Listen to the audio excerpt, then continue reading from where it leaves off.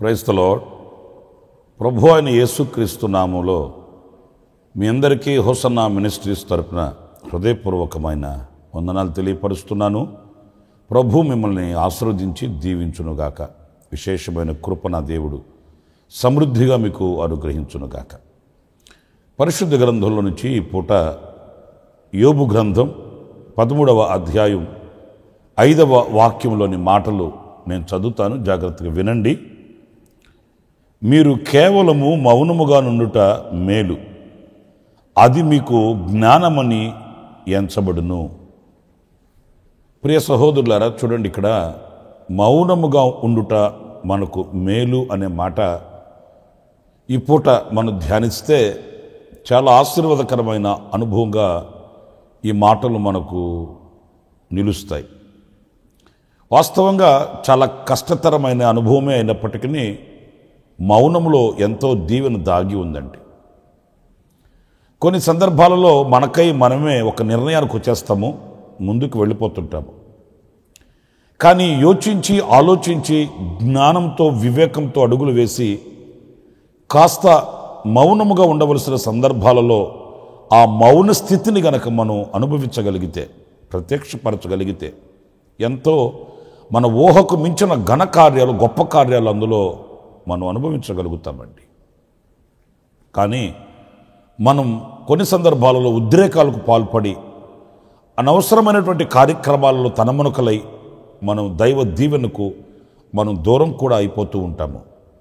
అందుకే ఈ గ్రంథంలో ఈ మాటలు మనం చదివినప్పుడు మౌనముగా ఉండుట యోబు జీవితంలో కూడా మరి ఆయన ఊరికనే మాట వరకు వ్రాయడం కాదు, కానీ లేకపోతే ఏదో ఒక సూక్తి చెప్పాలి అని కాదు, కానీ ఆయన అనుభవించి ఆ మౌనములో ఉన్న విజయాన్ని చవిచూచిన వ్యక్తి దైవజనుడైన యోబు. ఎన్ని ఇబ్బందులు, ఇక్కట్లు, కష్ట నష్టాలు అతనికి కలిగినప్పటికీ కూడా ఆయన ఎప్పుడు తన ఉద్రేకానికి పాల్పడి దేవునికి దూరమైన వాడు కాదు, మౌనములో ఉన్న ఆశీర్వాదానికి ఆయన పాత్రుడయ్యాడు అనేది మనం చాలాసార్లు లేఖనాల్లో మనం చదువుతూ ఉంటాము. ఇక్కడ మరొక మాట కూడా నేను మీకు జ్ఞాపకం చేయాలి. 37వ కీర్తన 7వ చరణంలో మనం చదివినప్పుడు, యెహోవా ఎదుట మౌనముగా నుండి ఆయన కొరకు కనిపెట్టుకొనుము, తన మార్గమున వర్ధిల్లు వాని చూచి వ్యసన పడకుము, దురాలోచనలు నెరవేర్చుకుని వాని చూచి వ్యసన పడకుము. చూడండి, ఇక్కడ మనకు ఒక చక్కటి ఆజ్ఞ వంటి మాట ఏంటంటే, యెహోవా ఎదుట మౌనముగా ఉండి ఆయన కొరకు కనిపెట్టుకొనుము. మౌనంగా ఉండడం అనంటే ఆయన కొరకు కనిపెట్టుకొని ఉండడం, ఆయన తీర్పు కొరకు కనిపెట్టుకొని ఉండడం, ఆయన ఆలోచన కొరకు కనిపెట్టుకొని ఉండడం, ఆయన రాక కొరకు వేచి చూడడం అనేది చాలా దివ్యమైనటువంటి అనుభవం అండి. వీళ్ళరా, మనం వాళ్ళని వీళ్ళను చూసి వ్యసన పడకూడదని వాక్యం చెబుతుంది. వాళ్ళని వీళ్ళతో మనం పోల్చుకోకూడదని దేవుని వాక్యం చెబుతుంది. మనకున్న చెడ్డ అలవాటు ఏంటంటే, మనం ఎవరు కనబడితే వాళ్ళతో పోల్చుకుంటాం. నాకంటే వాళ్ళు బెటర్ కదా, నాకంటే వీళ్ళు ఉత్తమం కదా, నాకంటే వీళ్ళు మేలు కదా. ఇలా దేవుడు మనకిచ్చిన వాటిల్లో మనం చూచి దేవుని కొరకు కనిపెట్టుకొని ఉండలేము. మనం అందరితో పోల్చుకుంటాం. వీళ్ళు నాకంటే గొప్పవాళ్ళు అయిపోయారని, వీళ్ళు నాకంటే ఐశ్వర్యవంతులు అయిపోయారని, వీళ్ళు నాకంటే ముందడుగు వేస్తున్నారని. కానీ దేవుడు మనకు ఎంత స్థితిని ఇచ్చి ఉన్నాడు, దేవుడు ఎలా మనల్ని సురక్షితంగా కాపాడుతున్నాడు, ఎలా సురక్షితమైన జీవితాన్ని ప్రభు మనకు ప్రసాదించాడు, ఇవన్నీ మనం గుర్తించాలి. మనం ఏదైనప్పటికీ కూడా మనకు న్యాయం చేయగలిగిన, మన పక్షాన నిలవగలిగిన, మనకు తోడు నీడగా ఉండగలిగిన ఆయన కొరకు కనిపెట్టుకొని ఉండాలనే కానీ మనం ఎదుటి వాళ్ళతో సమానంగా మనం ఎంచుకోకూడదండి. ఎందుకంటే ఈ లోకములో లేని ధన్యత ప్రభు మనకు అనుగ్రహించాడు. ఈ లోకస్తులకు లేని భాగ్యాన్ని ప్రభు మనకు అనుగ్రహించాడు అన్నప్పుడు మన మనస్సు, మన దృష్టి ఎప్పుడు అటు ఇటు వెళ్ళకూడదు, అటు ఇటు చూడకూడదు అనేది ఈ వాక్యం మనకు నేర్పుతున్న సత్యం అండి. ప్రియులారా, ఆసాబు కూడా చూడండి, భక్తిహీనుల క్షేమాన్ని చూసినప్పుడు తన భక్తిలో ఆయన సన్నగిల్లిపోయాడు. దేవుని మీద ఆయనకున్నటువంటి దృష్టిని కోల్పోయాడు. మనసు వికారమైపోయింది. ఆయన మాటల్లో మనం చదివితే, నేను పశుప్రాయుడినైపోయాను, మృగము వంటి వాడినైపోయానని ఆయన పశ్చాత్తాపడ్డాడు. అసలు ఎందుకు ఆ స్థితికి దిగజారిపోయాడంటే, ఎదుటివారిని చూసినప్పుడు, ఎదుటివాని యొక్క క్షేమాన్ని తనతో పోల్చుకున్నప్పుడు. ఏమండి, వాక్యం ఏమంటుంది? ఇశ్రాయేలు, నీ భాగ్యం ఎంత గొప్పది, నిన్ను పోలినవాడు ఎవడు? యెహోవా రక్షించిన నిన్ను పోలినవాడు ఎవడయ్యా? నిజమే, యెహోవా చేత రక్షింపబడి, దేవుని చేత కాపాడబడి రక్షింపబడిన మనతో సమమెవరు? ఆయన మనకు ఒక ఆధిక్యతనిచ్చాడు, ఆయన మనకు ఒక స్థానాన్ని ఇచ్చాడు, ఆయన మనకు ఒక ఉన్నతమైనటువంటి బ్రతుకును ప్రసాదించాడు. మనం అటు ఇటు చూసి ఉద్రేకులం కాకూడదు, అటు ఇటు చూసి మత్సరపడకూడదు. ప్రభు మనం ఉంచిన స్థితిలో మనం మౌనముగా ఆయన కొరకు కనిపెట్టుకొని ఉండాలని దేవుని వాక్యం చెప్తుంది. ఎందుకు ఆయన కొరకు మనం కనిపెట్టుకొని ఉండాలి? ఒక వ్యాజ్యమే వచ్చినా, ఒక నిందే మనం అనుభవించినా, లేకపోతే ఒక పోరాట పటిమ మనం ఎదుట నిలిచినప్పుడు మనం ఎందుకు మౌనంగా ఉండాలి అనంటే, మీరు 50వ కీర్తన 3వ చరణంలో చక్కటి మాట మీరు చూస్తారండి. మన దేవుడు వేంచేయుచున్నాడు, ఆయన మౌనముగా నుండడు, ఆయన ముందర అగ్ని నడుచుచున్నది, ఆయన చుట్టూ ప్రచండ వాయువు విసురుచున్నది.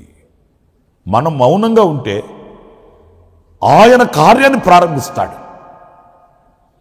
మనము మౌన స్థితిని వహించినప్పుడు, దేవునికి అప్పగించినప్పుడు, ఆయన కొరకు కనిపెట్టుకుని ఉన్నప్పుడు, ప్రియులారా, ఆయన మౌనంగా ఉండేవాడు కాదు. మనం మౌనమైతే ఆయన ఆ కార్య విషయమై పూనుకుంటాడు. మనము ముందుకు వెళితే ఆయన మౌనంగా అయిపోతాడు. అన్నప్పుడు మనము ఆయన కొరకు కనిపెట్టుకొని ఉన్నప్పుడు ఆయన కార్యాలు మనం చూడగలుగుతామండి. మన కార్యముల కంటే దైవ కార్యాలు ఉన్నతంగా ఉంటాయి. మన కార్యాల కంటే ఆయన కార్యాలు పరాక్రమము కలిగినవై ఉంటాయి. అందుచేత మనం మౌనంగా ఉన్నప్పుడు దైవ కార్యాన్ని మనం చూడగలుగుతాం. చాలా సందర్భాలలో నాకున్న ఈ కొద్ది సేవ అనుభవంలో నేను చాలా విషయాలు చూశానండి. ఒకవేళ మనం ఓర్చుకొని అనేక పాఠాలు నేర్చుకొని మౌనంగా నిలిచిపోయిన ఆ విషయంలో దేవుడు మౌనంగా ఉండేవాడు కాదు, ఆయన కార్యాలు ప్రారంభిస్తాడు. ఆనాడు ఆ గొప్ప కార్యాలు చూసిన అనుభవాలు నాకు ఎన్నో ఉన్నాయండి. మనం మౌనమై ఆయనకు అప్పగించుకొని ఆయన కొరకు కనిపెట్టుకొని ఉన్నప్పుడు ఆయన రంగంలోకి దిగుతాడు. ఆయన తీర్పు వేరుగా ఉంటుందండి. ఆయన ఇచ్చే ఆ యొక్క జడ్జిమెంట్ ప్రత్యేకంగా ఉంటుందండి. న్యాయ తీర్పు వేరుగా ఉంటుందండి. ఆ గొప్ప కార్యాలు మనం చూడాలంటే మనం మౌనంగా ప్రభువుకు అప్పగించాలి, ప్రభు చేతికి అప్పగించాలి, ఆయన కొరకు కనిపెట్టుకొని చూడాలి. మనకున్న ఆధారం ఆయనేనని ప్రత్యక్షపరచాలి. చూడండి, ఇంకొక మాట కూడా యెషయా గ్రంథం 62వ అధ్యాయం 1వ వాక్యంలో చదువుతాం ఒక మాటని. సియోను నీతి సూర్యకాంతి వలె కనబడు వరకు, దాని రక్షణ దీపము వలె వెలుగుచుండు వరకు సియోను పక్షమందు నేను మౌనముగా నుండను, యెరూషలేము పక్షమందు నేను ఊరకుండను. ప్రభు చెప్తానండి మాటలు. సియోను విషయమందు, యెరూషలేము విషయమందు నేను మౌనంగా ఉండను. అంటే సియోనుకు సంబంధించిన, యెరూషలేమునకు సంబంధించిన విషయాలు కొన్ని ఉన్నాయి. మనం ఎక్కడికి వెళుతున్నాము అనంటే ఆయన చేత కట్టబడిన ఆ యెరూషలేము సియోను శిఖరానికి మనం సిద్ధపడుతున్నాము. మనం ఈ భక్తిని చేతబట్టుకుని వాటి కొరకు వేచి చూస్తున్నాము. ఆ విషయంలో ఆయన మౌనంగా ఉండేవాడు కాదంటండి. ఆ విషయంలో ఏదైనా మనకు ఆటంకంగా నిలిస్తే వాటి విషయంలో ఆయన మౌనంగా ఉండేవాడు కాదు సుమా. ఆయన తన కార్యాలు ప్రారంభిస్తాడు.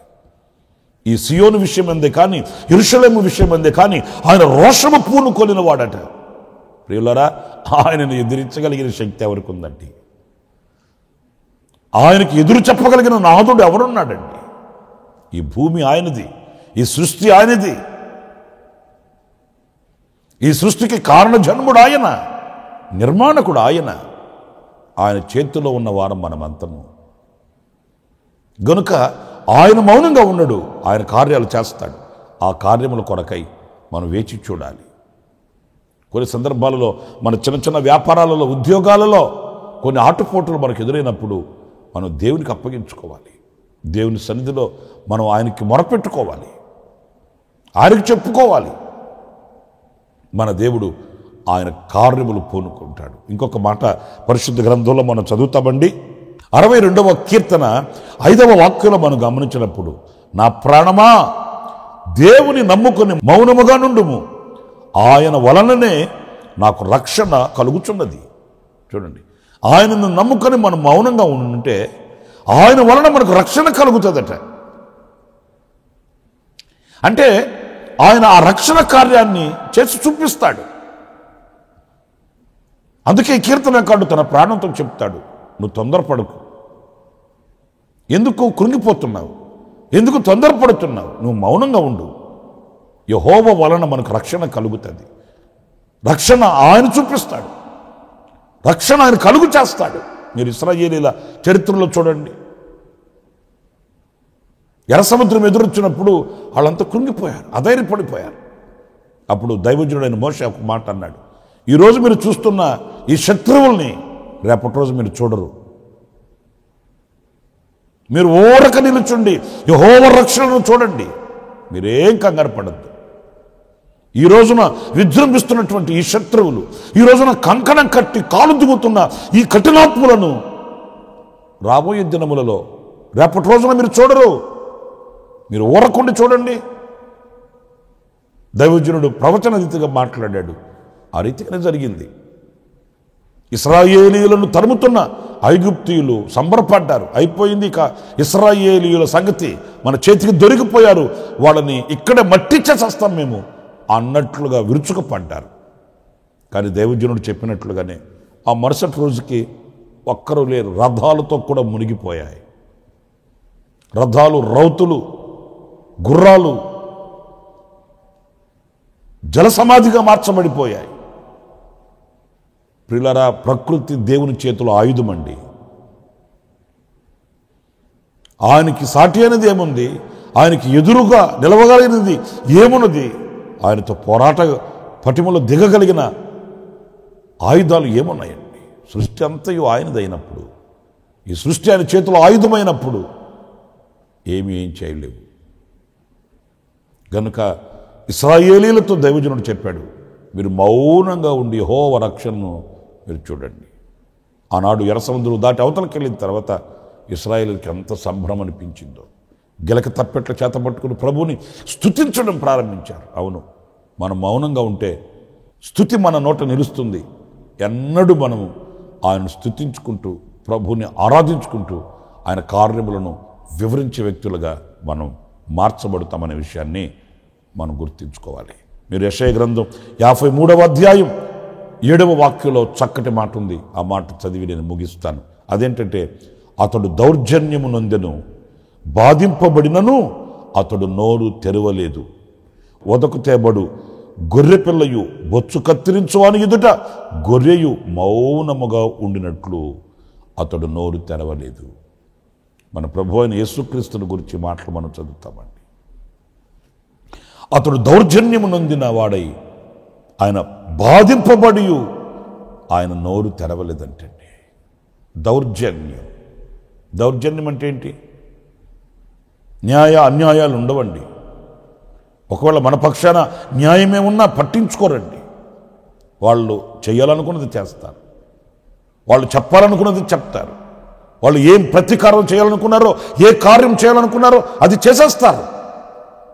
దౌర్జన్యం, అది న్యాయం కాదు కదండి అన్న, న్యాయం ఎవడికి కావాలండి అంటారు. అది పద్ధతి కాదు కదండి, పద్ధతులు ఎవడికి కావాలండి అంట. అది చట్టం కాదు కదండి, చట్టాలు ఎవరికి కావాలండి? ఇదిగో ఇది దౌర్జన్యం. పిలాతు అడుగుతూనే ఉన్నాడు, ఆయన ఎందుకు చంపాలి? ఆయన ఎందుకు శిక్షించాలి? మరణమునకు తగిన హేతు ఆయన దగ్గర ఏమీ లేదు కదా, మరి మీరేమి సిలువ వేసి చంపండి చంపండి అంటే ఏంటి? వాళ్ళకి చట్టాలు అవసరం లేదు, వాళ్ళకి క్రమం అవసరం లేదు, వాళ్ళకి పద్ధతి అవసరం లేదు. వాళ్ళు చంపాలి అనుకున్నారు అంతే. ఆయన్ని చంపండి, సిలువేసి చంపండి. మరి ఆ స్థానం ముందు నిలిచి ఉన్న పిలాతు కూడా యేసయ్యలో అన్యాయం ఏమీ లేకపోయినప్పటికీ వాళ్ళు వేసే ఆ కేకలకు ఆయన చేతులు కడుక్కున్నాడు.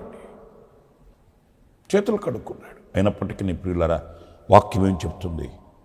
ఆయన నోరు తెరవలేదు. అందుకే ఒక్క మాట నేను మీతో చెప్తాను, సమాధి, మరణం యేసయ్య ఎదుట నిలబడలేకపోయాయి. సమాధి గుండె చీల్చాడు యేసయ్య. మృత్యుపు ఒడిలో నుంచి లేచాడు యేసయ్య. పునరుద్ధానుడై ప్రత్యక్షమయ్యాడు యేసయ్య. మరణపు ముళ్ళు విరిగిపోయింది. సమాధి సంఖ్యలు తెగిపోయాయి. శత్రువు గుండెల్లో సింహ స్వప్నమై నిద్రపోయాడు. ఆ పునరుద్ధానపు శక్తి యేసయ్యను ఆవరించడంలో గల కారణం ఏంటంటే ఆయన మౌనముతో విజయాన్ని చూచినవాడు, ప్రపంచాన్ని గెలిచినవాడు. మౌనం ఎంత కార్యం చేస్తుందో చూడండి. ఓర్చుకుంటే, మౌనంగా నిలిచి ప్రభు కొరకు కనిపెట్టుకుంటే ఎన్ని ఘనకార్యాలు చూడగలుగుతామో చూడండి. గనుక మనము కూడా ప్రభువుకు అప్పగించుకొని ప్రతి విషయంలో ఆయన చిత్తానికి సమర్పించుకొని ప్రభు కొరకు కనిపెట్టి గొప్ప కార్యములు చూచువారు మా ఉదుగుముగాక. దేవుడు అలాంటి కృప మనందరికీ అనుగ్రహించునుగాక. జీవాధిపతి అయిన ప్రభువా మీకు వందనాలు. నైనా మౌనములో ఉన్న ఆశీర్వాదం ఏంటో, మౌనములో ఉన్నటువంటి దీవెన ఏంటో, విజయం ఏంటో మేము గ్రహిస్తూ వచ్చాము. అలాంటి కృప మాకు మీరు అనుగ్రహించండి. మీరు కూడా మౌనముగా నిలిచి మరణాన్ని గెలిచారు, సమాధిని జయించారు. పునరుద్ధారపు శక్తితో ప్రభువు మీరు లేచి లోకానికి కనిపించారు. మీరు మౌనముగా ఉన్నారు. మాలో కూడా ఇలాంటి సుగుణములను మేము అలవర్చుకోవడానికి సహాయం చేయండి. మమ్మల్ని మీకు అప్పగించుకుంటున్నాము. మీరు మా పక్షమందు ఉన్నారు నాయన. మీరు మౌనముగా ఉండే దేవుడవు కాదు. మేము మౌనంగా ఉన్నప్పటికీ మీరు మౌనముగా ఉండే దేవుడవు కాదు. ఆ విషయంలో మీరు వ్యాజ్యమాడుతారు. ఆ విషయంలో మీరు ముందుకు వస్తారు. మీ కార్యములు మాకు చూపిస్తారు. ఈ నిరీక్షణతో మేము ముందుకు సాగుతున్నాము. మీ తోడు నీడ మాకు నిత్యం ఉంచి మమ్మల్ని చేపట్టి నడిపించి మహిమ తెచ్చుకున్నామని మమ్మల్ని మీ చేతులు సమర్పించుకుంటూ యేసు నామములో ప్రార్థించి వేడుకొనుచున్నాను తండ్రి. ఆమేన్. ఆమేన్. ప్రభు మిమ్మల్ని ఆశీర్వదించి దీవించునుగాక. విశేషమైన కృప నా దేవుడు మీకు సమృద్ధిగా అనుగ్రహించునుగాక. ఆమేన్. ప్రతి దినము ఈ అనుదిన కృపాను సందేశాల కొరకు ఇంకా మరిన్ని ఆత్మ సంబంధమైన సందేశాల కొరకు ఈ మా యూట్యూబ్ ఛానల్ ని సబ్స్క్రైబ్ చేసుకోండి. Pastor Ramesh ministries.